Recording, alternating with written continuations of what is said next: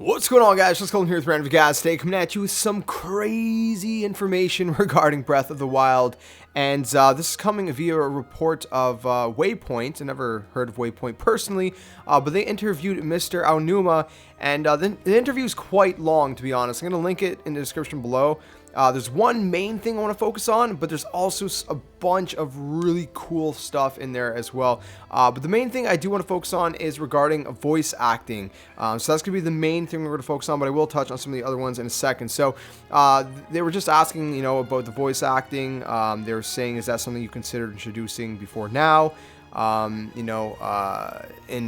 personally, in other games you play, do you find that you develop a better connection with game characters when they're voiced? So Aonuma replied, I definitely feel that when you're playing a game, if a character actually speaks to you with a voice, that you do have a deeper connection with them. You get a clearer sense of who that character is and what they're all about. In terms of whether or not we'd consider using voice acting in the past, we definitely have thought about it. We weren't able to do it though. This time we could. Now, why we could this time but not before is to do with a certain system we've used in the game. My mind is blown, my friends. But let me finish the quote. But I can't tell you any more about what that system is because it'd kind of be giving too much away about the game. You'll just have to play it and see how the voice acting fits in for yourself. My mind is blown, my friends. So I can't even begin to think of what this could be. So there's some kind of system or mechanic in the game that has to do with voice acting. So that's why they could do voice acting this time, because it has to do with a certain system that they've used in the game. And that just boggles my mind. If you guys have any ideas, leave them down in the comment section below. But I'm gonna be contemplating this for a few days, to be quite honest, because that's just crazy to me. That's just absolutely crazy to me. I don't even know where to begin. So one of the things Mr. Aonuma touched on was the fact that, they keep getting positive responses from fans who've been trying the game, seeing the game trailers, different things like that, at the Switch events and different things like that. And that makes him really happy. He says when he hears things like that, to this day, it always makes him really happy. And, developers, normally, especially you got to think Nintendo developers, man, they put so much joy and so much, they put the most into their games out of any developer, in my opinion. And that's not to, take away from other developers, but I think Nintendo just really, pours a whole extra level of passion into their games. And so, it obviously makes them really happy when people enjoy their games. They want people to enjoy them. They could sell tons and tons of games, but if people don't enjoy them, they're not going to be as happy, because they want people to enjoy the product they made. They want it to put a smile on people's faces. They want people to be excited, and that's what they're seeing with the Nintendo Switch, with all the games they're showing, and especially Breath of the Wild. So that's obviously a very exciting thing for them as well. A couple other things he noted too, the fact that they do pay a lot of attention to what the fans are saying. Because he was asked, does it becoming a distraction, when you're developing the game and you're hearing so many different things from fans, because obviously we've seen our very first glimpse of Breath of the Wild. What was it, 3 years ago now? It was about that, right? I think. I don't know. It's been a while. I'm pretty sure it's 3 years now, 2014 or something. And so he says that, they paid a lot of attention to what fans are saying, what their experiences were with previous Zeldas, what they're talking about leading up to a new Zelda release, and, the reactions to trailers. They take all these things into account, and, obviously they can't please every single person, but, they do try to, take that into account when kind of, crafting and shaping their games, more specifically, their Zelda games on top of that. Mr. Aonuma also touched on the fact that, the interviewer had concerns, if I'm going to be playing Breath of the Wild on the go, what happens if my console just, dies, the battery dies, because obviously, it's going to be battery powered when you're on the go. And Mr. Aonuma said there's two different kinds of saving functionalities in the game. There's an autosave, which saves, quite regularly, and then there's a manual save. So if you see that your battery is about to die, you can just save it right then and not lose any progress at all.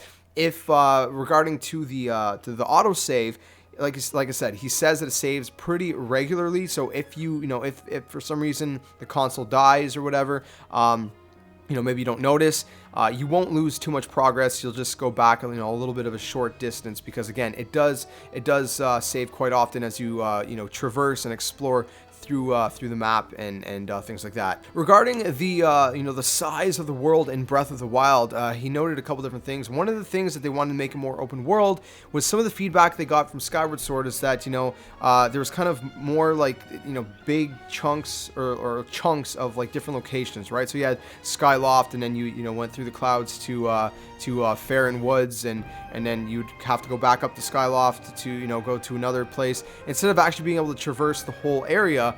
And that was something that people wanted to do. People wanted to kind of traverse the land in between say like Lanayru and Faron Woods. They wanted to explore that area. So that was one of the ideas in expanding and making this more of an open world, and how you can explore anywhere that you can see basically.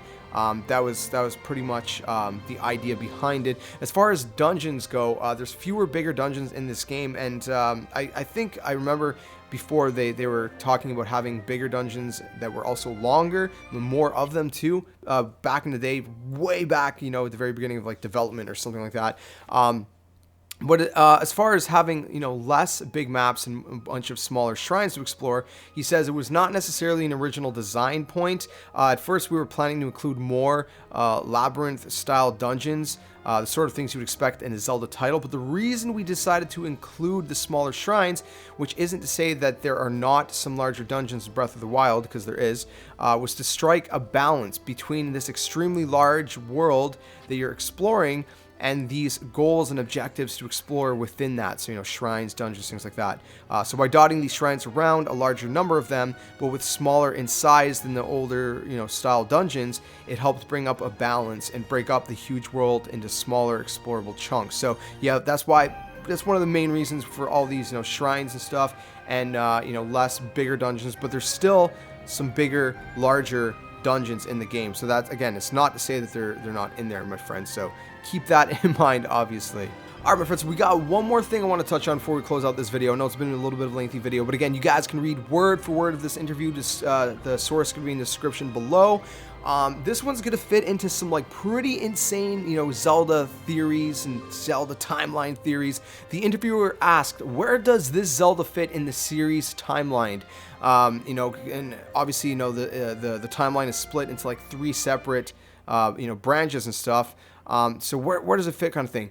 And so this is what Mr. Aonuma replied. I wouldn't say that it obviously fits into any one part of the timeline, but if you play the game, you will be able to work out where it fits. That first line, first of all, that gets me excited, because that gives me a lot of excitement knowing that once we play the game, we're going to be able to work out where this fits in the timeline.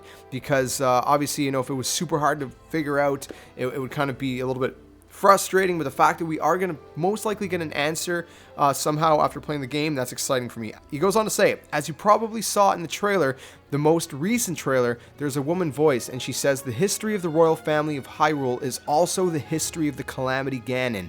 And as you know, the Zelda series up until now is a history of repeated attacks by Ganon, so there's food for thought there. Very, very interesting, my friends. He says, I don't want to say anything more, as I'd like the players to work it out for themselves, to play the game and see what they think. So he's given us a couple little clues, which is surprising. I didn't think he would give anything. I thought he would just say, play the game for yourself and see. But he gave us a little bit of some tidbits, if you will. Very exciting stuff. I cannot wait to figure this out. We might have to do a couple theory videos before launch based off of this information. But we'll see. Let me know what you guys think in the comments section below. Again, if you guys want to read the full interview, the link is going to be in the description below. And I'm really excited. Like, I am beyond excited to play Breath of the Wild, and we're going to be playing it a ton on this channel. So make sure you guys subscribe, keep it locked here. And if you guys enjoyed the video, please smash the like button, subscribe to the comment, share, and all awesome stuff. I'll catch you guys very soon with another video. And like always, until then, game on.